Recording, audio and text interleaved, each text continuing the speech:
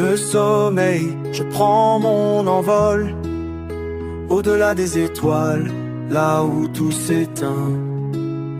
Des mondes inconnus, j'écris mon rôle. Chaque pensée, une lumière dans ce chemin. Éveillé, je sens le frisson. L'âme voyage, perdue dans l'horizon. Dans les rêves, je trouve ma voie. Chaque sortie me rend plus fort, je le crois. Les surprises m'entourent comme un manteau. Dans cet espace mystique, je suis le héros.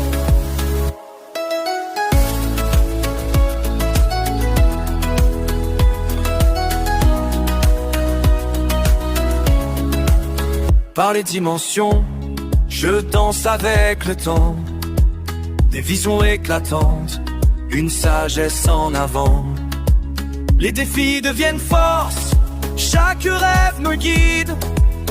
Dans cet univers, je ne suis jamais timide. La magie s'éveille, une promesse au vent. Mon cœur bat fort, en un seul mouvement. Dans les rêves, je trouve ma voie. Chaque sortie me rend plus fort, je le crois. Les surprises m'entourent comme un manteau. Dans cet espace mystique, je suis le héros. Éveillé, je suis prêt à encore rêver.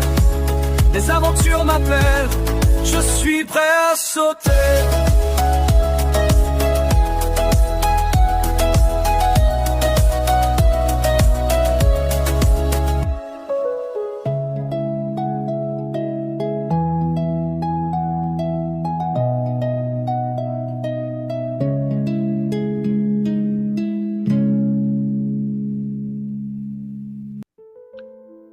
Et bonjour à tous, comment allez-vous? Bien.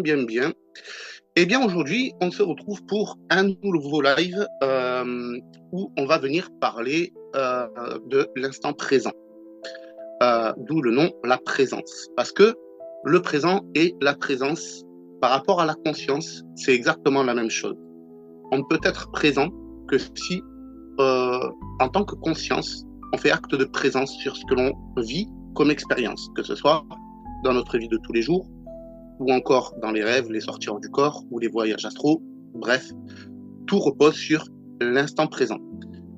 Alors avec Alex, on a décidé de faire ce live parce qu'on a remarqué qu'il y a beaucoup d'erreurs par rapport aux personnes qui pratiquent et qui se projettent déjà dans une expérience mentalement, au lieu de vivre l'instant présent au moment de la pratique ou même en journée.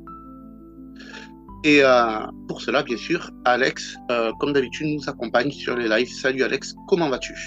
Salut Gaëtan, j'espère que tu vas bien. Moi ça va super. J'espère que vous allez tous très bien. Je suis très content de vous retrouver ce soir. Ouais, c'est grave, ça fait plaisir, hein. En plus, avec une petite semaine d'absence, là, comme ça. Ah bah c'est ça. Ça fait du bien. Voilà, salut Christine, salut Mounir, salut Florence.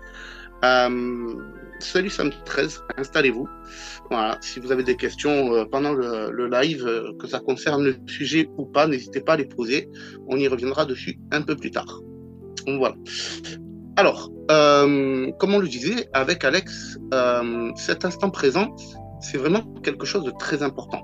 C'est vraiment quelque chose de très important parce que à partir du moment où vous allez pratiquer dans le but d'effectuer par exemple une sortie hors du corps, si vous n'êtes pas à votre pratique, vous n'y arriverez pas. Pourquoi? Parce que on a remarqué que peu importe que ce soit la sortie hors du corps ou encore le voyage astral, ça repose toujours sur un principe fondamental qui est l'instant présent. Quand on est au beau milieu d'une expérience, on va avoir tendance à se dire tiens, où est-ce que j'étais? Mais si on a tendance à se focaliser sur ce type de questions, ou qu'est-ce que je m'apprête à faire, ou quel objectif je pourrais bien accomplir systématiquement, il y a un retour au corps. Donc, il faut vraiment vivre l'instant présent. Cependant, ce n'est pas parce qu'il faut vivre l'instant présent qu'on ne peut pas préparer le futur instant présent. Je m'explique. Par exemple, imaginez que vous voulez faire une sortie hors du corps. Bien. Imaginez maintenant que vous réussissez à faire une sortie hors du corps. Ça y est, vous y êtes. C'est bien. Mais maintenant, vous faites quoi? Eh bien, si vous venez à vous poser cette question, il va arriver un moment donné où vous allez réintégrer le corps. Pourquoi? Parce que vous allez activer votre mental et par conséquent, vous allez faire un retour au corps. Cependant, si vous vous posez la question de façon très furtive et qu'immédiatement vous trouvez quelque chose à faire, eh bien, vous avez des chances pour que l'expérience dure. Mais, en tant que débutant, il est préférable de se fixer un objectif. Pourquoi? Parce que ça va vous aider à vous motiver à effectuer une expérience. Ça va vous plonger dans le bon état d'esprit, si vous préférez. Le truc, c'est que ce qui peut démoraliser à ce moment-là, c'est que, eh bien, lors des premières sorties, il y a de fortes chances pour que ça ne dure que quelques secondes. Et donc, que vous n'ayez pas le temps d'accomplir votre objectif. Et là, le premier tort que les gens ont, c'est de regretter que ça n'ait duré que quelques secondes. Mais comprenez que vos premières expériences ne seront pas là pour pouvoir vous permettre d'accomplir un objectif. Vos premières expériences vont avoir lieu dans le but de vous montrer les sensations que vous allez pouvoir vivre et la sensation d'être délocalisé du corps physique. Et c'est très impressionnant. Et le fait que ce soit très impressionnant, eh bien, on a tendance à faire un retour au corps. En tout cas, les premières fois. Après, une fois qu'on a l'habitude, ça va. On ne se laisse plus perturber. On reste dans le même état d'esprit et dans la même émotion avec le même objectif. Donc, tout va bien. Mais les premières fois, on a tendance à réintégrer. Pourquoi? Parce que c'est impressionnant, justement. Donc, ce que vous pouvez faire en journée, en instant présent, c'est vous focaliser sur quel type d'objectif vous voulez accomplir. Essayez de choisir des objectifs qui vont être simples. Par exemple, dans les premiers temps, essayez de rester chez vous au cours d'une sortie hors du corps. Pourquoi? Parce que c'est votre maison, c'est rassurant, c'est coucounier, on en a l'habitude. Et donc, ça enlève un stress supplémentaire. Parce que si vous essayez d'effectuer, par exemple, une sortie hors du corps en lévitation au-dessus d'une montagne, eh bien, tout de suite, toutes les sensations qui vont être là, si vous n'en avez pas l'habitude, eh bien, vous allez les ressentir de façon décuplée. Et donc, eh bien, ce type d'expérience peut venir vous perturber. Donc, pour vous éviter ça, eh bien, la conscience aura tendance à ne pas activer une expérience si celle-ci aura tendance à vous perturber. Voilà. Donc, l'instant présent, c'est la présence de la conscience au cours de l'expérience qu'elle expérimente, qu'elle soit matérielle dans notre univers physique ou encore dans un rêve. C'est ça qu'il nous faut travailler, c'est la présence, notre présence en tant que conscience, présence de l'environnement, mais aussi présence de nous-mêmes. Sous quelle forme sommes-nous? Quels sont nos attributs, nos capacités? Pourquoi? Comment? Et tout ça, ce sont des choses qu'il faut analyser sur le moment, qu'il faut, j'ai même envie de dire, ressentir sur le moment et analyser même après coup, pour justement éviter d'activer le mental. Voilà, ça c'est pour l'introduction. Est-ce que tu veux rajouter quelque chose de plus pour l'introduction, Alexander? Pour ce qui est de l'introduction, non, je pense que tu as tout dit en fait. Ok. Alors, déjà, la première chose à travailler, c'est la présence dans son élémentaire, dans sa vie physique de tous les jours. Pourquoi? Parce que, comme on l'a déjà dit, au cours d'une expérience, vous allez vivre une expérience de la même façon que ce que vous avez l'habitude de vivre une expérience en journée. Donc, si vous n'êtes pas présent au cours de ce que vous expérimentez en journée, eh bien, vous allez prendre l'habitude de ne pas être présent consciemment au moment de l'expérience. Et donc, dès que vous allez vouloir vivre un rêve ou une sortie hors du corps ou un voyage astral, eh bien, automatiquement, et c'est bien là le terme, automatiquement, vous ne serez pas présent. Alors que, si en journée, vous vous efforcez d'être conscient, ici et maintenant, des expériences que vous viviez, mais aussi de l'impact que ça a en vous, eh bien, au cours de votre expérience, vu que ça sera une habitude, vous allez déclencher ce réflexe. Et donc, ça va vous faciliter la prise de conscience au cours de l'expérience. Je ne parle pas de la prise de contrôle. Je parle de la prise de conscience. La prise de contrôle, c'est encore autre chose. Donc, dans l'élémentaire, il faut être présent ici et maintenant. Faire acte de présence, consciemment. Ensuite, au cours des rêves. Au cours des rêves, il faut réussir à réactiver sa conscience pour être présent au cours de son rêve. Comment est-ce qu'on peut faire pour être présent au cours d'un rêve? Eh bien, pour ça, il y a plusieurs méthodes. La première méthode, c'est de créer une stimulation physique, peu importe laquelle, toute douce, toute légère, sans forcément quitter cet état où on sent qu'on s'approche de l'endormissement, pour pouvoir maintenir un certain niveau de conscience activé, pour qu'une fois qu'on est dans l'expérience, cette conscience soit active. La deuxième chose que l'on peut faire, c'est, par exemple, compter ses doigts. Compter ses doigts parce que, au cours d'un rêve, on ne va pas avoir le même nombre de doigts, ou alors on va avoir des mains bizarres. Il y a plusieurs cas où des personnes ont voulu compter leurs doigts et ils ont vu des mains au bout de leurs doigts. Donc c'est très étrange. Ou encore, essayer d'observer l'environnement et chercher un bug, quelque chose qui ne va pas. Par exemple, je ne sais pas, moi je vais dire une grenouille qui vole, ou un lézard qui est en lévitation, ou de l'eau qui coule vers le haut. Tout ça, ce sont des petits détails qui peuvent vous faire prendre conscience que vous êtes au cours d'une expérience. L'avantage des bugs, c'est que ça peut vous faire tiquer. C'est-à-dire que ça peut vous faire comprendre par déclic que vous êtes dans une expérience. Et la compréhension par déclic, en règle générale, c'est beaucoup plus puissant parce qu'à partir du moment où vous avez le déclic, la conscience vient s'activer plein pot. L'inconvénient, c'est que ça peut venir écourter votre expérience. Parce que votre conscience, s'active en plein pot, et bien forcément, il va y avoir le fameux ennemi de l'expérience qui va s'activer en même temps, qui va être le mental. Donc si la conscience active plein pot d'un coup, et que vous avez du mal à gérer votre mental va s'activer plein pot aussi, et là, l'expérience, elle en a plus que pour quelques minutes, voire quelques secondes. Donc c'est aussi une méthode qui est très efficace, à la condition de bien savoir maîtriser son mental. Une autre façon de pouvoir prendre conscience qu'on est dans une expérience, d'activer sa conscience et donc sa présence au cours d'une expérience, par exemple de rêve, c'est de venir interagir avec son environnement. Le fait de venir activer ses sensations, ses 5 sens, ou entre gros guillemets, la contrepartie des 5 sens, au cours d'une expérience de rêve, ça va permettre de pouvoir réactiver la conscience une fois qu'on est dans le rêve, ou en voyage astral, ou en sortie hors du corps. C'est pareil. D'ailleurs, en sortie hors du corps, il me semble que c'est la méthode STEP SMV de Michael Raduga, fonctionne sur ce principe.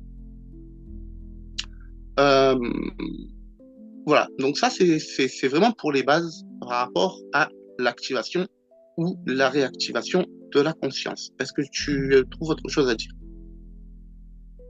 Pour cette étape-là, non. J'essaie de bien suivre ton cheminement. Pas trop. C'est parce qu'il y aurait énormément à dire. Mais pour le moment, non, je me cale sur comment tu montes crescendo et j'attends encore un peu. Ok.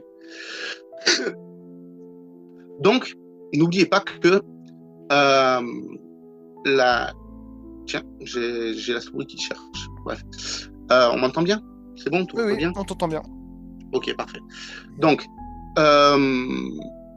ensuite, comprenez que ce qu'il y a d'important, c'est de ne pas griller les étapes. Très important. N'oubliez pas, l'ordre logique, c'est la vie physique. Occupe-toi de ta vie physique en conscience.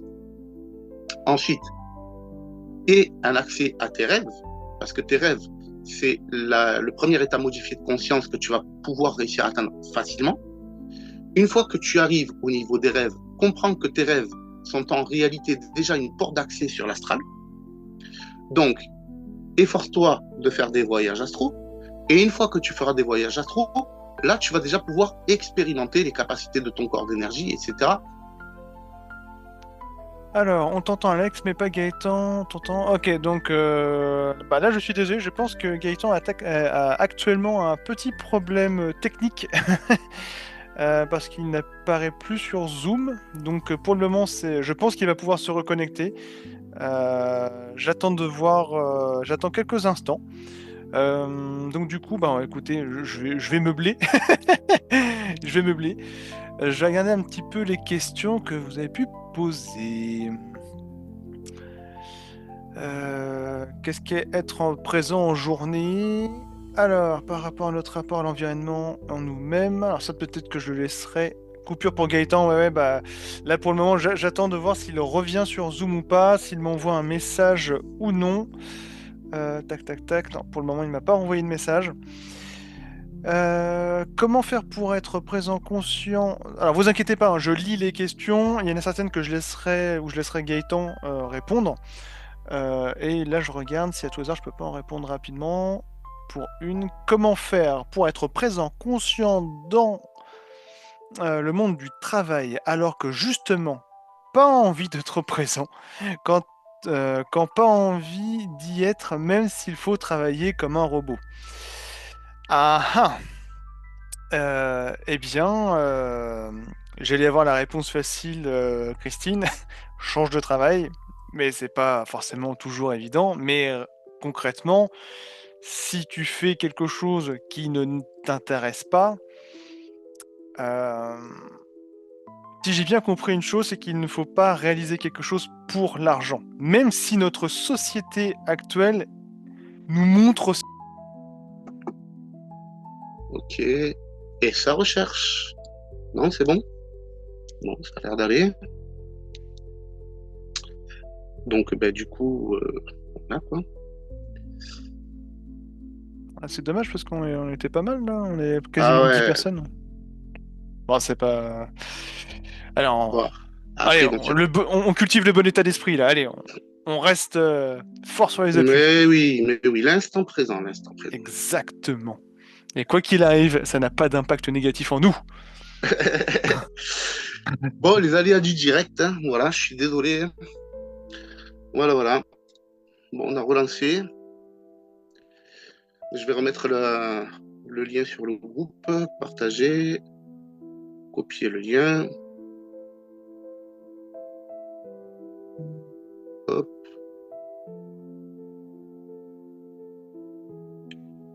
Tchouk, tchouk.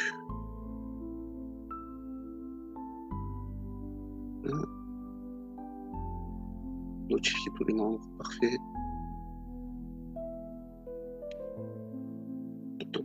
Alors, je suis désolé, messieurs, dames. Un petit problème technique, j'ai Zoom qui a planté. Voilà, donc on relance. Juste quelques minutes, s'il vous plaît.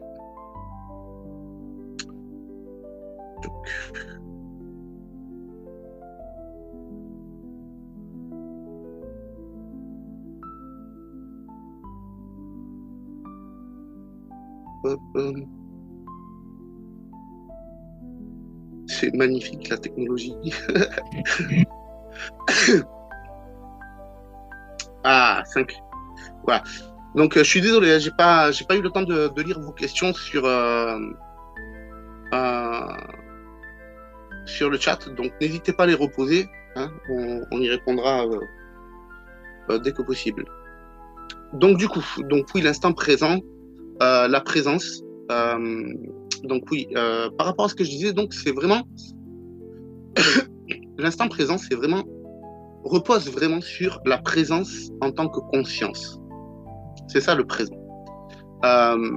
D'ailleurs, quand on est là et qu'on est en train de bricoler et que en fait pendant le bricolage on a nos rêvasseries et qu'on se fait mal, eh bien la douleur on va la sentir sur l'instant présent. Et c'est justement cette douleur-là qui nous ramène en tant que conscience en présence dans notre élémentaire. Voilà. Donc je suis encore mille excuses hein, pour le crash qu'il y a eu. Je ne vais pas revenir sur ce qui a déjà été dit jusqu'à présent parce que je ne saurais pas vous remettre ça dans l'ordre. J'ai balancé tel que c'est sorti. Mais je ferai un montage au cours pour pouvoir le reposter. Voilà. Est-ce que tu veux ajouter quelque chose, Alexander? Pour le moment, pas nécessairement. Parce qu'effectivement, là, on va peut-être passer sur une phase où on va peut-être encore un peu plus approfondir ce qu'est la présence, parce que effectivement, le moment présent, on nous dit, oui, vive le moment présent et la présence. Mais on a une idée de la présence, une idée du moment présent. Mais je pense, enfin, d'une certaine façon, que c'est beaucoup plus subtil.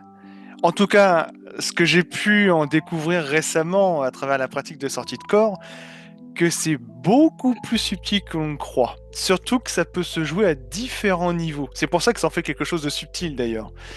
Tout à fait. Car on peut être présent à l'intérieur de soi, présent par rapport à ce qui se vit à l'extérieur. En fait, tout dépend de où est-ce qu'on met le curseur, sur quoi on focalise.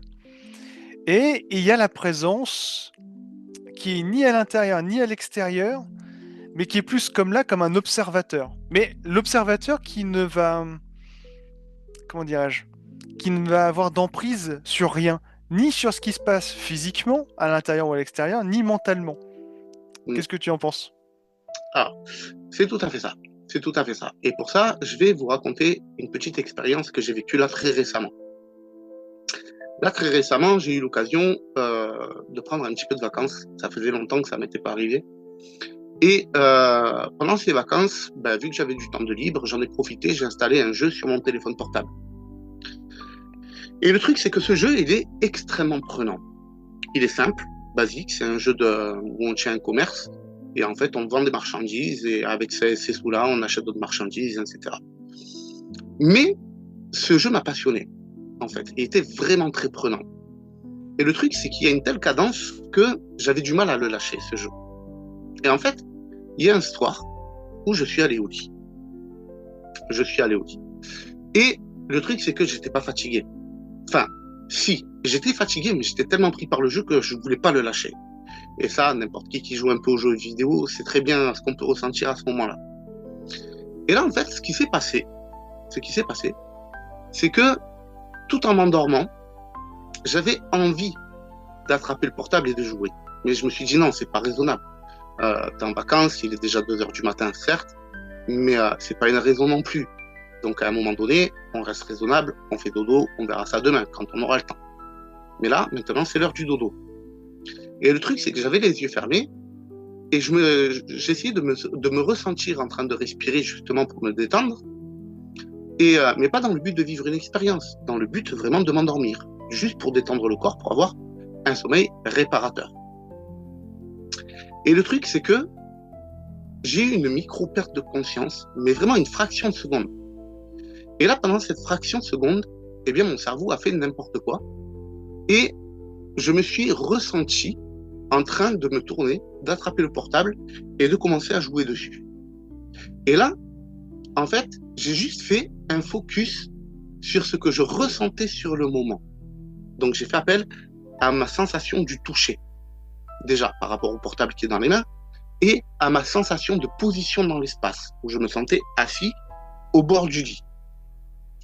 Et le fait d'avoir fait ça, automatiquement, ça m'a activé ma vision. Et donc, je voyais que j'avais le portable entre les mains, je voyais qu'il y avait l'écran du jeu qui était affiché, mais c'est affiché tout flou, en fait. Et je voyais que sur le coin de mon écran, il y avait le film plastique qui était en train de sauter, et j'avais été à la plage. Et le truc, c'est que à la mer, j'avais pris le portable avec moi. Et il y a du sable qui s'est mis entre le plastique de protection et la vitre. Et en fait, ça me gênait pour voir l'écran. En tout cas, c'est ce que j'ai pensé sur le moment, puisque j'étais en mode bête. Puisque le fait de ne pas voir l'écran, c'est pas parce qu'il y a un peu de sable sur le côté que ça m'aurait empêché de voir. Donc, j'aurais dû tilter que j'aurais été en expérience à ce moment-là. Et le truc, c'est que, instinctivement, j'ai attrapé le coin et j'ai tiré sur le film de protection pour l'enlever, pour pouvoir voir l'écran et éviter que le sable ne raye l'écran du portable. Et c'est au moment où j'ai eu du film plastique qui s'est décollé, cette sensation-là m'a fait percuter que j'étais en expérience. Et là, je suis parti, en fait. Et je me suis mis à décoller à travers le plafond. Je suis rentré en lévitation. Et je suis parti à toute blinde en direction de l'autoroute que j'avais pris pour moi aller à cette plage. Et le truc, c'est que cette autoroute, quand moi je l'ai pris physiquement pour moi aller me rendre à la plage, j'ai vu qu'il y avait des arbres sur les côtés de l'autoroute, il y avait les ponts qui passaient, il y avait des barrières. Et pendant que j'étais en train de conduire, j'étais focus sur ma conduite, mais en vision périphérique, je prêtais attention à tout ce qui m'entourait pour éviter d'avoir des accidents. Mais le truc, c'est que quand tu prêtes attention à ta vision périphérique comme ça alors que tu es en train de conduire, tu captes ces arbres qui passent, le pont qui passe, les barrières, les couleurs, les panneaux. Et en fait, je me suis retrouvé en train de partir en direction de l'autoroute et j'ai fait tout le trajet en sens inverse en longeant les arbres, en volant comme Peter Pan. Et qu'est-ce que je me suis régalé. Voilà. Donc à ce moment-là, en fait, ce qui s'est passé, c'est que j'ai eu envie de continuer à jouer au portable. Et c'est bien l'envie, le désir qui était là, qui était pesant, qui était présent. Présence du désir en moi. Et j'ai résisté à ce désir. Et le fait d'avoir résisté à ce désir, quelque part, ça m'a empêché de perdre conscience. Parce que le désir, c'est ce désir qui m'a permis de garder le niveau de conscience suffisant activé pour pouvoir vivre une expérience. Et c'est ce même désir qui m'a poussé, qui a poussé mon corps d'énergie à se retourner pour pouvoir s'asseoir dans le lit et prendre le portable. Vous voyez ce que je veux dire? Alors que sur le moment, j'avais pas envie de vivre une expérience. J'avais juste envie de dodo, on verra ça demain. Mais ce désir de l'instant présent qui m'habitait m'a poussé à vivre une expérience. Pourquoi? Pour atteindre ce que je désirais. Parce que, physiquement, volonté ferme, non, maintenant c'est dodo. Et le désir a été plus fort que cette volonté ferme. Est-ce que toi, cette expérience, ça te parle? Est-ce que tu as déjà utilisé un désir comme ça pour pouvoir vivre une expérience? Oh bah oui. Et j'ai même essayé de pas cataloguer ni étiqueter mais une échelle de désir, mais de voir en fait à partir de quel moment où tu as plus de difficultés en fonction de ce que tu souhaites, enfin du désir que tu as. Tu sais, t'as à un moment donné où tu vois que le désir ne va pas être assez puissant ni assez fort. Donc on ne parle pas là de désir ardent, on parle juste d'un désir, mais qui n'est pas assez puissant pour justement t'emmener à te décorporer quasi naturellement. J'avais essayé de voir, mais c'est juste parce que j'aime bien voilà, décortiquer, me prendre la tête sur des trucs comme ça. Parce que en fait, je l'ai fait pour ressentir quelle intensité je devais ressentir pour vivre une expérience assez facilement. Mmh.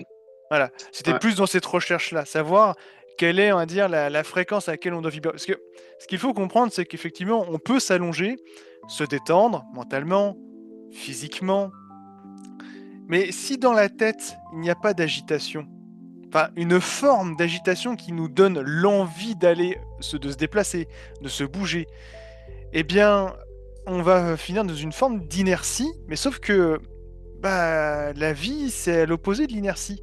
La vie, c'est le mouvement. Donc l'inertie, bah, c'est la mort. Donc, si c'est la mort du mouvement, c'est-à-dire qu'à ce moment-là, vous vous endormez. Bouf, terminé. Qu'est-ce que tu en penses? C'est exactement ça.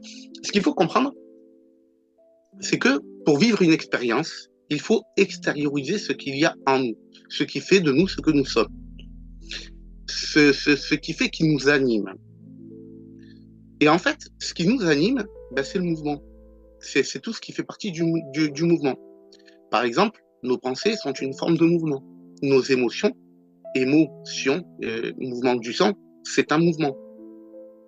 L'état d'esprit est aussi un mouvement. Plus l'état d'esprit est calme, et moins il y a de mouvement. Plus il est agité, et plus il y a de mouvement.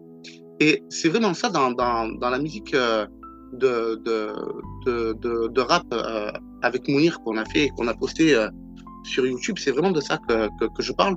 Donc si vous ne l'avez pas écouté, je vous invite à aller l'écouter, cette vidéo. En fait, ce qu'il faut comprendre, c'est qu'il faut extérioriser votre souffle. Le souffle, c'est le mouvement. C'est votre agitation, comme le dit Patrick Burin-Stellas. Et en fait, il vous faut réussir à évacuer ça. Non pas à l'évacuer pour le sortir, mais cette fois-ci à l'évacuer dans le sens où vous extériorisez ce souffle en l'accompagnant. Vous venez incarner ce souffle, incarner ce mouvement. Vous venez lui donner vie par la présence de votre conscience à votre mouvement. Et c'est ça qu'il faut faire. Et c'est pour ça que le désir, c'est quelque chose qui fonctionne vraiment à merveille. C'est aussi du désir que je parle quand je parle de l'enfant intérieur qui déballe ses cadeaux Noël. C'est le désir qui est important. Et à partir du moment où vous avez compris ça, eh bien, plus le désir est ardent, puissant, et plus il va causer d'agitation. Et si vous ressentiez cette agitation s'accomplir, bienvenue en sortir du corps, bienvenue en voyage astral, bienvenue dans un rêve. C'est aussi simple que ça.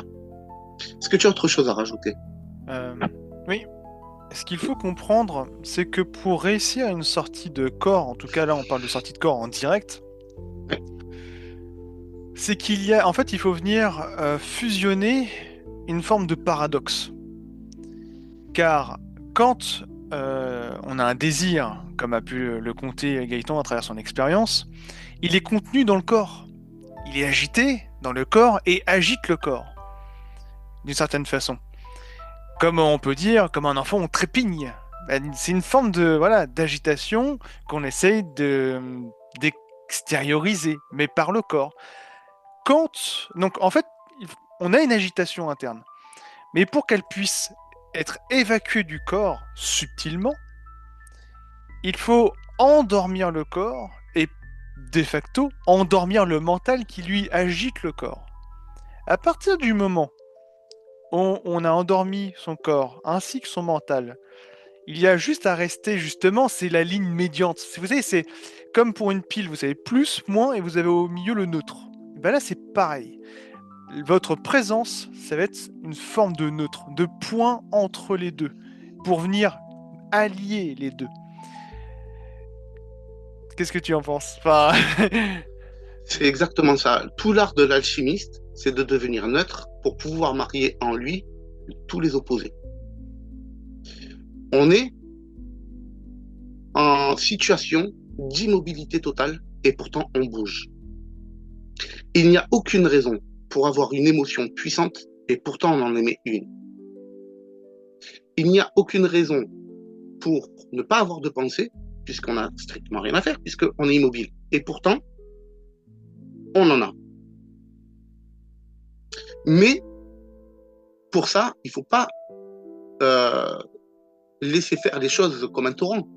Il faut en prendre la maîtrise. Alors, oui, dans les départs, ça se fait naturellement. Parce que votre corps d'énergie va avoir la volonté de vous montrer ce que c'est, l'effet que ça fait, etc. Mais après, si vous attendez que ça se reproduise à nouveau, eh bien, ça ne se reproduira pas. Pourquoi? Parce que c'est vous le maître à bord, en réalité. Et c'est à vous de décider.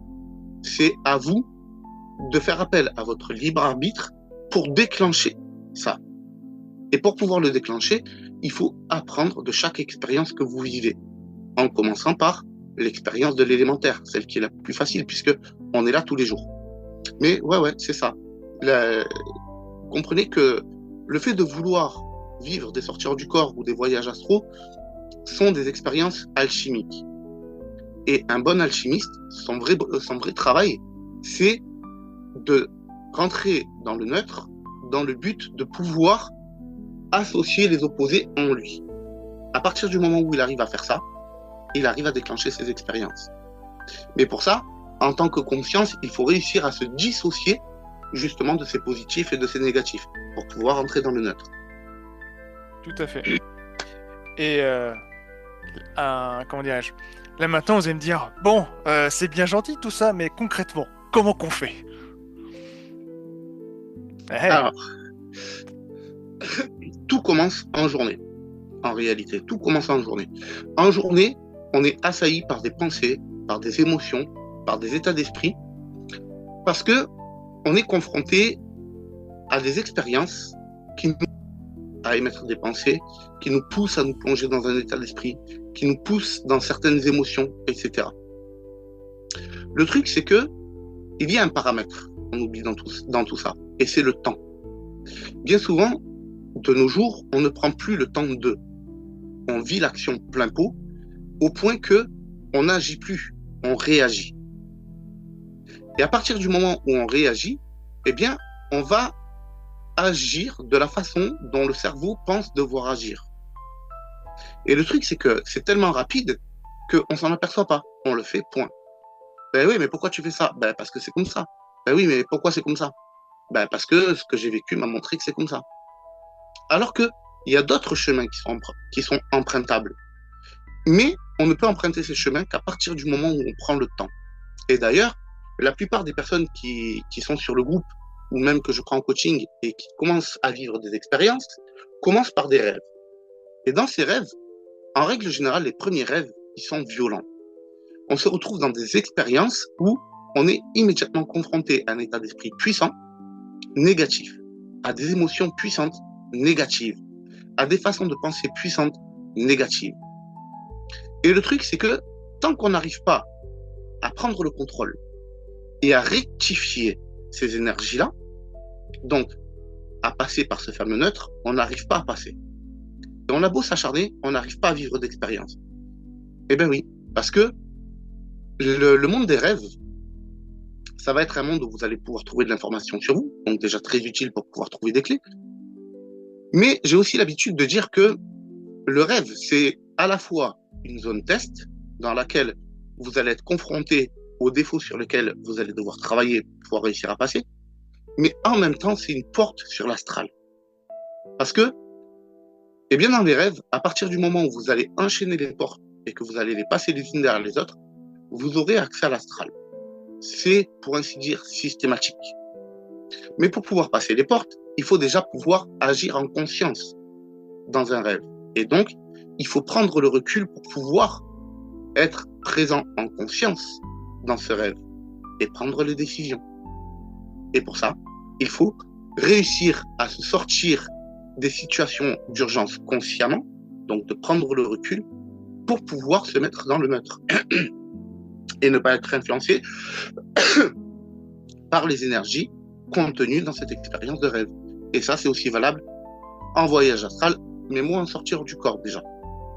En tout cas, pour ceux qui se sont bien préparés en amont dans les rêves et les voyages astraux. D'ailleurs, si les vidéos vous plaisent, n'hésitez pas à liker, à vous abonner et à partager. Moi, ça m'aide aussi à gagner en visibilité. Et voilà. Et bien sûr, si vous avez besoin d'un coup de main pour vos pratiques, vous avez les liens en description des vidéos pour pouvoir me contacter personnellement, en privé, et on en discute ensemble et je vous aiderai du mieux que je peux. Voilà. Est-ce que tu as autre chose à ajouter, Alex? Ouais. Tout à l'heure, tu parlais justement de l'action et au final de la réaction. C'est-à-dire que l'action-réaction, on peut le comprendre aussi sur les programmes ou mécanismes automatiques que l'on a inscrits en soi avec le temps. Et donc, vu que c'est de la réponse automatique, après, si l'automatisme que l'on arrive à... Déjà, il faut y mettre la lumière pour voir, pour savoir qu'on avait ça chez soi. Premièrement, on peut le déprogrammer ou le garder, mais en conscience de cause. On peut créer de nouveaux automatismes. Par exemple, on en a déjà parlé durant des lives précédents, c'est le fait de rentrer l'automatisme en soi quand on s'allonge, par exemple, dans une certaine position pour la pratique de sortir du corps. Eh bien, effectivement, le corps va s'endormir de plus en plus vite, de plus en plus vite, de plus en plus vite, parce que c'est la fonction que l'on a donnée à une position en particulier. Et ce que je trouve amusant, et là c'est là où je vais rebondir sur les automatismes, c'est que quand il y a certains automatismes, quelque part inconscients, parce que naturels du corps, dont on n'a pas du tout conscience. Et j'ai envie de vous révéler un automatisme que j'ai découvert il y a quelque temps. Quand on est allongé, la tête bien calée sur son oreiller, en général, nos yeux pointent vers le haut. En général. Que se passe-t-il au fur et à mesure de la détente? Plus on va vers la détente et vers l'endormissement, plus les yeux, naturellement, vont commencer, vous savez, comme à descendre, à aller en direction du nez ou de la bouche. C'est ce qui se passe d'ailleurs. Je sais pas si vous l'avez déjà observé, mais c'est vrai qu'au moment où on s'endort, les yeux tombent. Et quand on est éveillé, les yeux remontent à un certain niveau. Eh bien, je me suis aperçu que, justement, pour être dans cette phase d'observation, d'observateur entre les deux opposés, sans chercher à penser, sans chercher à savoir ce qui se passait dans le corps, où est-ce qu'on en était, etc., on sent qu'on commence à perdre conscience, l'idée étant de juste relever, donc les paupières fermées, relever un tout petit peu ses yeux à hauteur, comme si on était éveillé. Le simple fait de faire ça fait que votre conscience reste éveillée et que votre corps, en fait, ne soit pas totalement réveillé à chaque fois. C'est comme si vous remettiez un tout petit peu d'électricité, hop, mais votre conscience reste là. Et au fur et à mesure, donc vous replongez dans l'endormissement, vous revenez, vous faites des ricochets jusqu'à temps que la dissociation soit parfaite. Ah, est-ce que tu as déjà entrevu les choses de cette façon-là? Est-ce que tu as quelque chose à redire par rapport à ça? Non.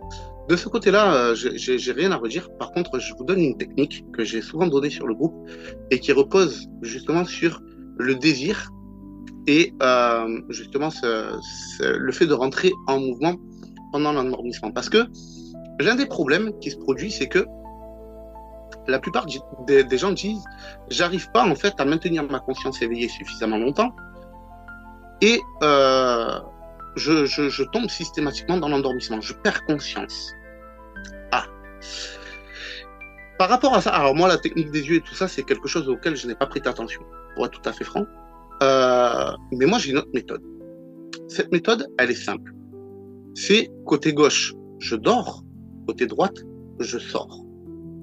Ça, c'est quelque chose, vous pouvez demander aux membres du groupe qui sont dans le chat, je l'ai toujours dit. Pourquoi? Et là, maintenant, je vais rentrer dans les détails de cette technique. Pourquoi? Parce que je suis quelqu'un qui est habitué à dormir sur le côté gauche. Toute ma vie, j'ai dormi sur le côté gauche. Ça a toujours été comme ça. J'ai toujours dormi sur le côté gauche. C'est mon côté favori. C'est là où je me sens bien, je suis en bonne position et je tombe comme une masse. Et quand je dis comme une masse, c'est comme une masse. Et je ne sais pas si vous avez remarqué, mais quand vous êtes habitué à dormir dans une position, si vous vous placez dans une autre position, vous n'arrivez pas à dormir.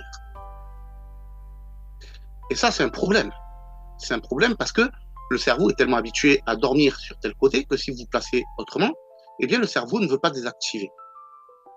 Et pourtant, si vous le faites et que vous arrivez à résister au désir de vous retourner pour vous endormir, eh bien, il va arriver un moment donné où le cerveau va finir par lâcher prise. Il va se dire, ok, ben, il ne veut pas se tourner, il ne veut pas se tourner. Au bout d'un moment, ben, tant pis, moi je dors, en fait. Et là, le cerveau va activer le processus d'endormissement.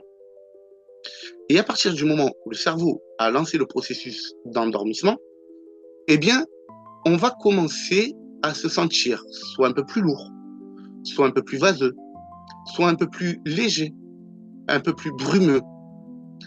Et à ce moment-là, on va prendre consciemment le désir de se tourner, jusqu'au point où on va venir incarner ce désir de se tourner. Et le simple fait de vouloir se retourner, puisque déjà là-bas c'est un automatisme, eh bien systématiquement, vu que le corps est endormi et ne répond pas, eh bien on va se désynchroniser et on va sortir. Encore une fois, cette méthode repose pleinement sur le désir, j'ai même envie de dire le besoin de se tourner pour dormir. Alors qu'en réalité, c'est juste une habitude, ce n'est pas un besoin. Donc, c'est un désir qui devient tellement puissant que ça en devient un besoin. Et on joue sur ce besoin-là pour tromper le corps et réussir à s'en extirper. C'est aussi simple que ça. Voilà, je te laisse la parole. Est-ce que tu veux dire quelque chose?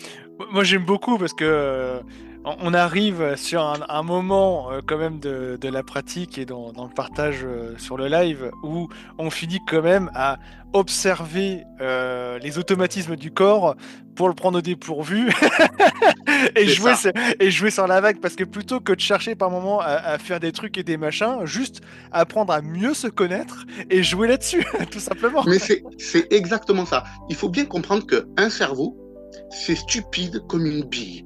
Mais quand je dis stupide comme une bille, vrai de vrai. sans conscience, le cerveau est stupide comme une bille. Donc, gardez à l'esprit que tout ce que vous avez à votre disposition est un outil. Vous avez un corps physique qui possède un cerveau, donc c'est un outil.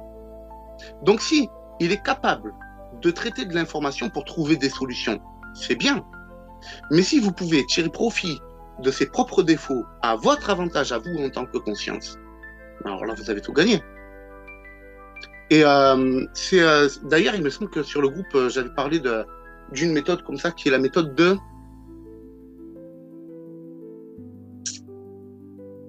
Je sais plus le nom que j'avais donné, ça remonte à longtemps que j'avais fait cette formation. C'est la méthode de... Bref, méthode fourbe ou un truc du genre. Utiliser la fourberie, vraiment. Utiliser la fourberie pour tromper le cerveau, vraiment. C'est une méthode qui fonctionne à merveille. Et vous verrez que cette méthode-là, même une fois que vous êtes expérimenté, quand vous vous retrouvez bloqué, systématiquement, les méthodes de fourberie viendront à votre secours. Systématiquement. Et ce, peu importe que vous soyez fatigué, pas fatigué ou quoi, les méthodes fourbes comme ça marche du tonnerre de Zeus. Ça marche du tonnerre de Zeus. Mais moi, ce que j'adore en réalité je trouve que le corps est magnifiquement bien fait parce que c'est comme un ordinateur avec une pile bioénergétique dans lequel tu peux mettre autant de programmes que tu veux. Alors, effectivement, depuis ta naissance, on a un paquet de programmes. Mais après, plus tu te connais, plus soit tu peux déprogrammer, reprogrammer ou surfer sur la vague, comme là, on est en train d'en parler. Mais ce qui est fantastique, c'est que tu peux faire ce que tu veux. Si tu prends le temps de mettre un automatisme dans le corps, bien sûr, ça fonctionne à merveille. Mais complètement. Et il suffit que... là, par exemple, on parlait... moi, je parlais, par exemple, de ce que j'avais découvert par rapport aux yeux, à la façon de relever un petit peu ses yeux pour justement réveiller le corps. Ce que m'a donné cet exemple également, c'est que quand on veut créer un automatisme, ça commence d'abord par la pensée.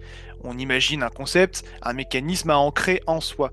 Puis on va le répéter, on va le répéter, on va répéter, on va répéter, et le corps va finir par le créer de façon automatique, on n'a plus besoin d'y penser, comme quand on passe le permis de conduire. Mais dans l'autre sens, ça veut dire que on peut se servir du corps pour toucher les parties plus subtiles. Je m'explique. Par exemple, observez-vous comment vous êtes dans le quotidien. Par exemple, quand quelqu'un vous dit quelque chose qui ne vous plaît pas, ou vous vous sentez mal à l'aise, etc. Observez votre posture, observez votre façon d'être. Le corps agit. Le corps réagit naturellement à ce que vous pouvez dire. Donc vous pouvez peut-être vous recroqueviller un petit peu, hausser les épaules, peu importe. Observez votre façon d'être dans une situation négative et observez-vous dans un moment positif. Et vous allez voir que le corps ne réagit pas pareil. Donc à un moment donné, essayez juste une chose.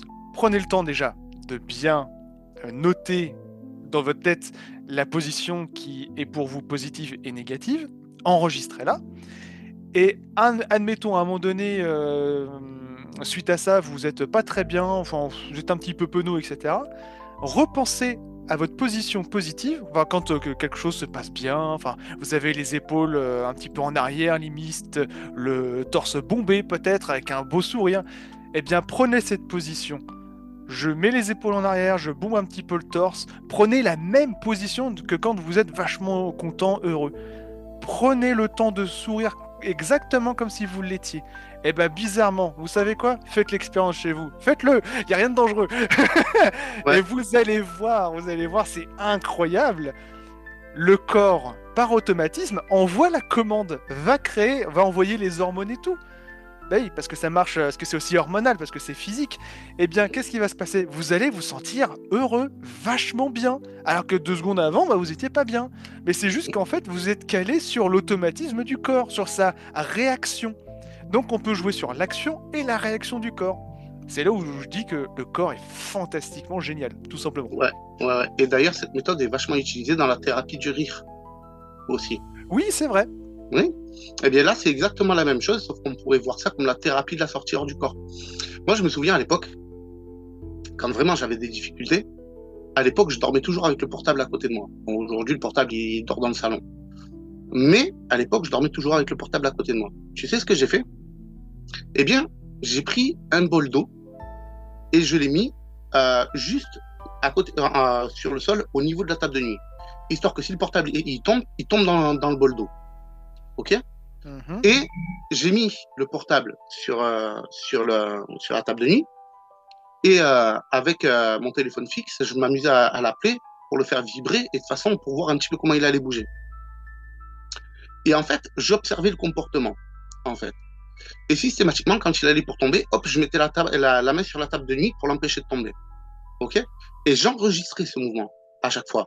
Mais ce mouvement était enregistré sur une situation d'urgence pour pas que le portable tombe dans l'eau, en fait. Et le truc, c'est qu'au moment de me mettre en pratique, je virais le bol d'eau et je laissais le portable sur la table de nuit, en fait. Et le truc, c'est que comme on reçoit toujours des notifications, des trucs comme ça sur le portable, eh bien, je m'étais programmé pour que si j'entends le vibreur du portable, il va tomber dans l'eau. Et hop, je me couche. Et là, systématiquement, dès que je recevais une notification, paf, je balançais le bras. Ou dès que j'avais l'impression d'entendre une notification, paf, je lançais le bras. Sauf que une fois, deux fois, trois fois, c'est le corps physique qui a réagi. Sauf que plus ça passe, plus tu t'approches de l'endormissement. Et jusqu'au moment où le corps il dort. Et là, d'un seul coup, une notification, bzz, bzz, bah, tu balances le bras. Sauf que dès que le bras il est sorti, bzz, vibration, bourdonnement, et hop, tu suis ton bras, tu sors avec. Alors, j'ai pas fait j'ai pas fait ce que t'as fait, je l'avais fait autrement, justement, avec une alarme, avec du coup pour se programmer dans le sens où dès que j'entends l'alarme, il faut absolument que je réagisse. Et j'avais fait, pas le bol d'eau, mais j'avais fait quasiment la même chose, et ça marche, c'est vrai que ça marche. Ça Oui, marche ça super marche. bien.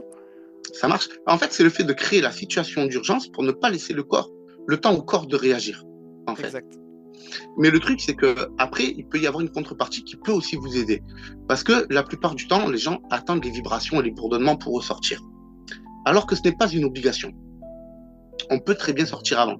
Mais le truc, c'est que, à force de jouer avec le téléphone fixe pour faire jouer mon téléphone portable, eh bien, en tant que conscience, j'ai associé le téléphone fixe au téléphone portable. Sauf que comme le téléphone fixe reste en bas, par la suite, je l'entendais sonner, alors qu'il n'y avait personne qui appelait. Donc, systématiquement, je me levais pour aller répondre. Sauf que, encore une fois, on est sur une situation d'urgence. Le téléphone, il va sonner 3-4 fois et après, la personne, elle tombe sur le répondeur. Donc, il faut se lever vite et aller interagir vite. Sauf que quand on a le corps qui est à moitié endormi, le corps, il reste sur place, c'est la conscience qui se déplace. Voilà. Il y a plein de petites techniques comme ça sur l'intention de mouvement. Mais, toujours est-il que, encore une fois, c'est sur l'instant présent. Quand vous entendez quelqu'un qui tape à votre porte, ou votre téléphone qui sonne, ou un bruit de vaisselle qui tombe, ou quoi, ce qui vous interpelle, c'est pas plus tard, c'est pas avant, c'est sur le moment. Sur l'instant présent. L'instant présent, c'est ce sur quoi votre conscience va être présente. C'est aussi simple que ça. L'instant présent n'existe que pour la conscience qui en a conscience. C'est aussi simple que ça. Est-ce que tu vois autre chose à rajouter? Dit comme ça, non. Bon, Parce qu'effectivement, mais ça résume bien ce qu'on disait tout à l'heure, c'est-à-dire que même si tu es physiquement réveillé, que tu es je sais pas, en train de faire ta vaisselle, mais que tu es à l'intérieur dans ta tête, dans tes pensées, t'es pas présent concrètement. Alors, le corps va nettoyer la vaisselle par automatisme, mais t'es pas présent dans le nettoyage de ta vaisselle, tu es présent dans tes pensées. Exactement. Exactement. Donc c'est savoir sur quel curseur on se met. Suis-je présent dans mon mental? Suis-je présent dans ma vie physique? Suis-je présent? Voilà, après, il y a quand même pas mal de possibilités. Où suis-je pleinement présent? Point. Exactement. Exactement. Et bien sûr, la conscience existe à l'endroit où elle se focalise complètement. Et voilà, on y revient. On y revient. C'est comme ça, moi, que je l'ai appris. C'est par expérience. Hein. Alors, du coup, on va pouvoir passer aux questions-réponses. Déjà, salut Sam13, salut Christine, salut Payzouzou, salut Bruno, salut Mounir. Voilà. Allez, c'est parti. Mounir qui dit, quand s'arrête en route dans une expérience, c'est notre capacité à être présent qui pourrait nous permettre de revenir sur les rails. Oui. Oui, oui. Par exemple, quand tu vis une expérience, par exemple, tu fais un rêve. Et là, tu reprends conscience. Tu te réveilles. Ok. Tu vas boire un coup, hop, tu te remets au lit, tu te rendors, et là, bam, tu te retrouves exactement au même endroit de ton rêve et tu le continues.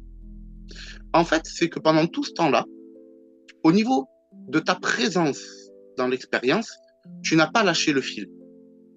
Et donc, quand tu t'es remis à rêver, eh bien, tu as repris le fil là où tu t'étais arrêté de le débobiner. Est-ce que tu vois autre chose à dire, Alex? Bah non, puisque du coup, vu que tu restes connecté à cette même forme de dimension, quelque part, en fait, et là où tu étais pleinement présent, tu as le fil conducteur. Tant que tu romps pas le fil conducteur, bah c'est bon, tu peux y retourner. Let's go. C'est ça, c'est ça. Et les meilleurs fils conducteurs, ce sont les émotions et l'état d'esprit, pas la pensée. La pensée, elle se naîtra de l'alliance des deux. Euh, c'est super bien expliqué, merci Pouce, merci à toi Christine. Bruno, hello les voyageurs de la Team Trotter, ben, salut Bruno, bienvenue à toi. Euh, Mounir qui dit technique de l'intention avant de dormir. Ouais, ouais, la technique de l'intention fonctionne bien, surtout si ton intention est un désir et que tu le rends ardent, mais c'est toi qui le rends ardent. Et c'est surtout que le fait de réaliser l'intention avant de se mettre en pratique, c'est que tu ne fais pas appel à ton mental au moment où tu te lances. Voilà. Aussi. Aussi. Par contre, attends, juste avant, tu avais Christine qui demandait, je disais, ah oui, parce qu'elle avait posé la question tout à l'heure, comment être présent au travail, être conscient alors que pas envie d'y être, et de travailler comme un robot. Moi, je veux changer de travail en fait. Enfin, oui, je veux changer de travail. Bon, bah effectivement, alors de deux choses l'une, soit, bah, t'as vraiment, bah, le mieux quand c'est comme ça, effectivement, c'est si la situation ne te convient pas, bah demande-toi ce que tu as envie de vivre, projette-le, vis-le pleinement à l'intérieur de toi, et à un moment donné, tu verras, ça suivra, mais il faudra que tu ailles dans l'action, dans le fait de chercher un nouveau job, mais plus tu vas nourrir une intention, plus tu vas être amené à la vivre. C'est un petit peu bah, comme pour la sortie. Tu nourris ton désir, le corps d'énergie, tu as vu, se détache tout de suite dans l'action. Bah là, c'est pareil. Bon, alors, effectivement, là, si tu peux pas tout de suite, ce qui peut être amusant, bon, même si tu n'aimes pas ton job, même si il n'y a rien d'excitant, etc. Bah, moi, ça m'est arrivé de travailler en usine, à la chaîne. Il n'y a rien d'excitant à bosser sur une chaîne, hein, qu'on se le dise. Ça fait rentrer le chèque fin de mois, c'est tout. Mais néanmoins, pour travailler la présence, c'est pas mal. Parce que là, on travaille sur quelque chose de répétitif, d'automatique. Et ça te demande, bah, surtout quand il faut que tu te serves de tes deux mains en même temps, par exemple pour retourner des flacons, peu importe, et que tu vérifies la qualité, bah, quand tu es pleinement présent, ça ancre un automatisme en toi, parce que c'est quelque chose que tu vas faire 10 000 fois dans ta journée. Donc le fait d'être présent peut commencer par là. Tu vois, retourner une situation, je sais pas dans quoi tu travailles, hein, Christine, mais là, on peut retourner clairement une situation où, bon, bah, à part gagner le chèque fin de mois, c'est tout ce que tu as, à dire, attends, je pourrais tenter d'ouvrir une lucarne où ma conscience s'éveille, ou putain, ou en tout cas ma concentration est accrue pendant plusieurs heures. Et là, l'automatisme, tu vas le garder avec toi quand tu vas te mettre en pratique ou quand tu vas t'endormir. Qu'en penses-tu, Gaëtan? Oui. Alors, au-delà du fait de devoir fonctionner comme un robot sur les actions que tu as menées, comprends que au-delà de cette conscience-là, tu peux avoir conscience aussi de ton environnement et des consciences qui animent cet environnement-là, de l'énergie dans laquelle tu baignes, positive, négative. Est-ce qu'il y a des éclats de rire à droite ou à gauche? Est-ce qu'il y a des inquiétudes par-ci par-là? Bien sûr, cela dépend si ton travail te demande une vigilance accrue ou pas. Si tu peux le faire de façon tout à fait automatique et pouvoir regarder ailleurs ou quoi sans te blesser ou quoi, surtout ne prends pas de risques. Mais comprends qu'il y a plusieurs paramètres sur lesquels tu peux focaliser ta conscience en présence. Tu as la matière en elle-même que tu travailles, tu as l'environnement, mais tu as aussi ce qui se passe en toi. Et surtout, ce qui se passe en soi. Je trouve Bien que sûr. c'est vraiment le point de départ. Alors, elle vient de répondre. Attends, excuse-moi. Elle vient de répondre dans une crèche. Heureusement, il y a les enfants. Oui. Alors attends. Sois conscient de l'environnement aussi. Ouais. C'est ça. Ah, tu C'est m'étonnes. ça. Oui, c'est vraiment un job, hein. Franchement, félicitations à toi, Christine, parce que s'occuper d'enfants, alors être parent c'est une chose, mais s'occuper d'enfants c'est un vrai job, hein. C'est ouf, Alors, ce que tu peux faire, c'est chaud. pour être pleinement consciente à ce moment-là, concentre-toi sur l'émotion. L'émotion que tu as pour le bien que tu apportes à ces enfants. Tu vois ce que je veux dire? Parce que c'est puissant et que l'émotion, c'est quelque chose qui passe. Alors que si tu te concentres ou simplement que tu réagis de façon automatique à quelque chose de négatif face à un adulte et que ça te met dans une mauvaise émotion, eh bien les enfants vont quand même le ressentir. Donc, fais un focus sur l'émotion que tu peux avoir d'apporter ce bien-être aux enfants. Donc là, on serait plutôt sur une concentration intérieure. Bien sûr, en prêtant toujours attention aux enfants et à l'environnement pour éviter le moindre danger. Bien sûr, cela va de soi. Mais je pense que ça peut te permettre de gagner du temps en attendant que tu puisses trouver un autre job. Voilà. Et te permettre de continuer à travailler en conscience pendant ce temps-là.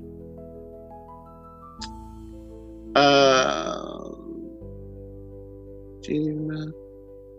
Bah tiens, elle vient de répondre, j'ai bien conscience ce qu'il se passe en moi et autour, donc je suis quand même consciente en fait.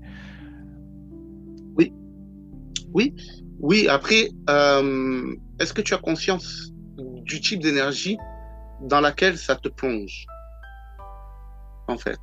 Ensuite, est-ce que c'est positif ou négatif? Si c'est négatif, efforce-toi de te concentrer sur les choses positives. Tu vois? Là, on est plus dans l'ordre de la transmutation de l'énergie qu'il y a en toi. Euh...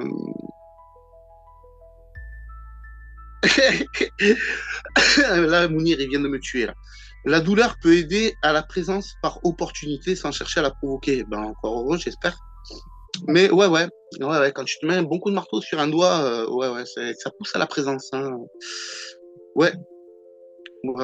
Mais la douleur, ayant passé beaucoup de temps dans le domaine médical, elle te pousse à la présence, mais elle peut aussi t'offrir l'opportunité de pouvoir, comment dirais-je, délocaliser ta conscience. Je veux dire, lutter pour pouvoir ignorer celle-ci. Et ça aide vachement justement à la délocalisation de la conscience.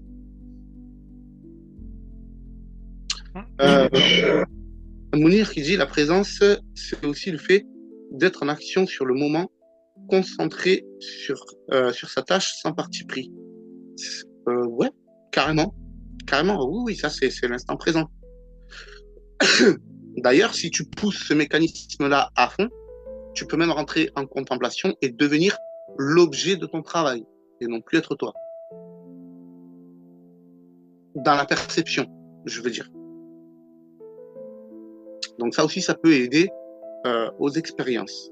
Voilà, si vous avez des questions, surtout n'hésitez pas à les poser, c'est le moment, parce qu'après, on va pas tarder à couper non plus. Alors, peut-être pour expliquer à des personnes ce que tu viens de dire là, d'expliquer à Mounir, c'est que bon, effectivement, on l'a expliqué par rapport à des objets, tu avais donné l'exemple de la tasse à café et autres, mais du coup, je donne vite fait une expérience, c'est qu'on peut le réaliser par exemple par rapport même à des personnes, mais pas pour devenir la personne, mais plutôt rentrer dans son champ informationnel, dans ce que l'on fait avec un objet, mais plutôt pour l'aider à trouver des solutions, des informations, même parfois qui sont cachées de façon inconsciente quelque part. Ce qui se passe, c'est que on ressent. En fait, ce qui se passe, c'est que en plongeant, en étant comme tu disais, c'est pas focalisé, mais en contemplation de l'énergie de la personne quelque part, on devient une partie de ses sens, de comment il perçoit et les informations qu'il génère. C'est-à-dire que c'est toujours nous, mais on capte des informations qui ne viennent pas de nous. Voilà. Ouais, carrément. Donc, par exemple, si la personne a constamment mal au ventre, par exemple, et que vous, tout va très bien, vous allez réussir à ressentir physiquement que vous avez mal au ventre. Ouais. Pour les expériences les plus poussées, ouais, c'est possible, en fait. Et ça, c'est aussi, le boulot, il me semble, des neurones miroirs que j'avais entendu parler, Un truc comme ça. qui est pas mal. Voilà. Euh, Florence qui dit: et si ton principal outil de travail est un ordinateur, comment rester conscient?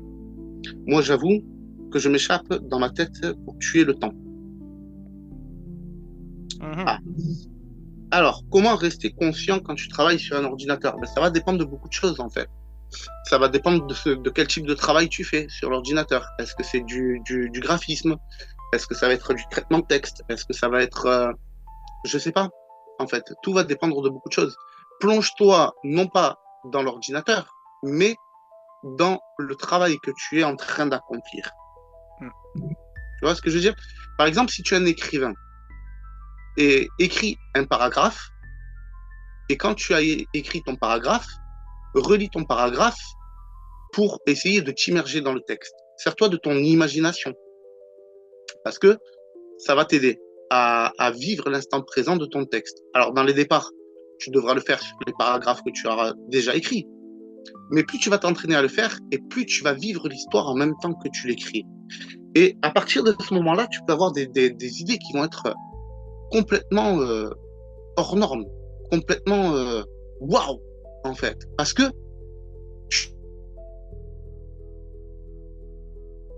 Oh oh.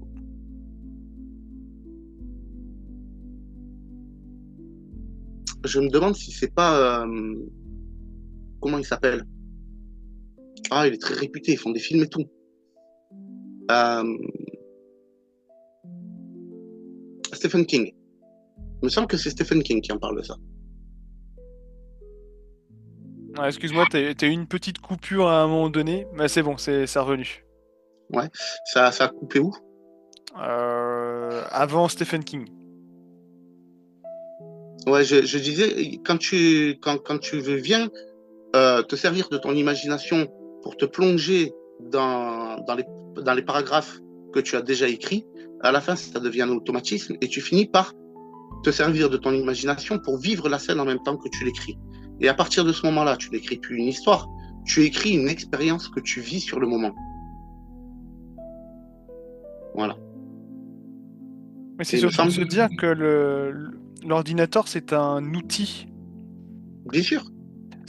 Après, comme tu disais, le tout, c'est de rester présent sur le travail. Alors le travail, je sais pas si, par exemple, tu travailles en accueil, que tu reçois quelqu'un et que tu dois faire un dossier par rapport à cette personne, par exemple. Bah, l'idée, c'est le but du travail, c'est quoi? C'est d'accueillir la personne, tu traites ses informations, tu le rentres dans l'ordinateur. En gros, ton travail, c'est pas l'ordinateur, c'est de réaliser un dossier correct et le rentrer dans l'ordinateur. Voilà. Après, le lien avec la présence, c'est d'être suffisamment présent pour ne louper aucune information, pour être le plus efficace et direct possible. Voilà, voilà. Ben, écoutez, on a fait à peu près le tour. Je pense qu'on va pas tarder à couper. Est-ce que tu veux donner un dernier mot, un dernier conseil? Un dernier mot, il y aurait encore tellement de temps à dire. Ah oui, là, sur la présence. Après, là, je trouve que ça va, on a fait pas mal le tour. Ouais, j'admets qu'il y a eu pas mal de très bonnes clés, et même de possibilités d'approfondissement, finalement, parce qu'on a parlé quand même de beaucoup de choses, le lien entre le corps et puis le corps le corps physique et énergétique, la conscience, le fait de réunir un paradoxe, donc les opposés, les automatismes, comment on peut surfer avec ou en créer ou en désapprendre. Donc il y a quand même pas mal de choses. Après, bah, effectivement, si dans le chat vous souhaitez que l'on approfondisse certains sujets pour la prochaine fois, n'hésitez pas à nous le dire soit dans le chat ou dans la barre de commentaires quand la vidéo sera postée, pour que l'on puisse justement se dire peut-être la semaine prochaine ou dans les semaines à venir, effectivement, que l'on traite, je sais pas, peut-être un sujet sur les automatismes, peut-être. Donc c'est aussi vous qui faites les sujets. Donc n'hésitez pas à nous dire ce que vous aimeriez voir débattu sur le live. Voilà. Bien sûr.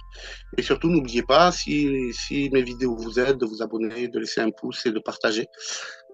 Et si, bien sûr, vous avez besoin d'un petit coup de main pour vos pratiques, vous avez les liens en description des vidéos, vous cliquez dessus, vous me contactez directement et je vois pour pouvoir vous filer un petit coup de main au passage. Voilà, voilà, voilà. Écoutez, sur ce, je vous remercie beaucoup d'avoir été là. Vraiment, encore une fois, j'ai passé une super soirée en votre compagnie. Merci beaucoup, Alexander, d'avoir été là également. Merci à toi, merci à vous. Moi, je prends toujours autant de plaisir. Ah ouais, toujours. Et je vous dis vendredi prochain. Et en attendant, écoutez, bonne pratique à vous. Je vous souhaite plein de belles expériences. Et en attendant le prochain épisode, gardez les pieds sur terre.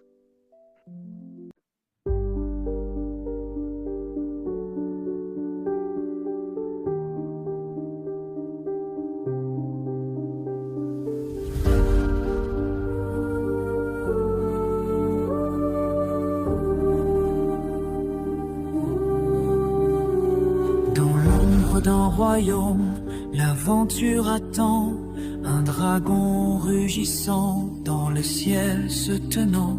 Les tambours battent, inspirant le courage. Les âmes s'éveillent à l'aube d'un voyage.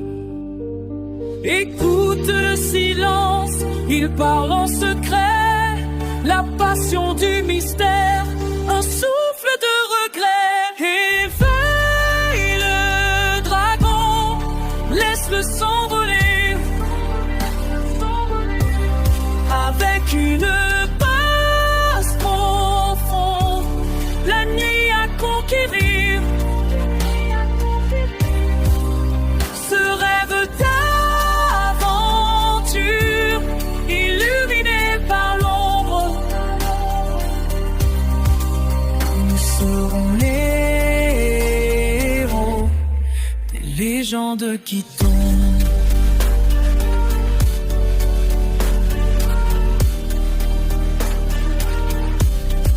Créatures dansent autour du feu brillant, les histoires murmurées des temps évanouissants. Héros et légendes au cœur de la bataille. Les ombres s'allongent mais l'espoir règle la toile. Les étoiles s'allument, un champ de clarté. Ensemble nous avançons, perdant la clarté. Réveille le dragon, laisse-le s'envoler avec une base profonde, la nuit à conquérir. Ce rêve d'aventure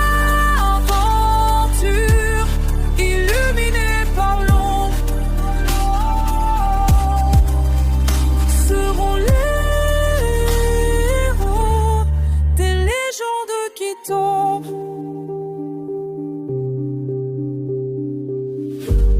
Dans le souffle du vent, un appel éternel, l'aventure continue sous le ciel sans pareil.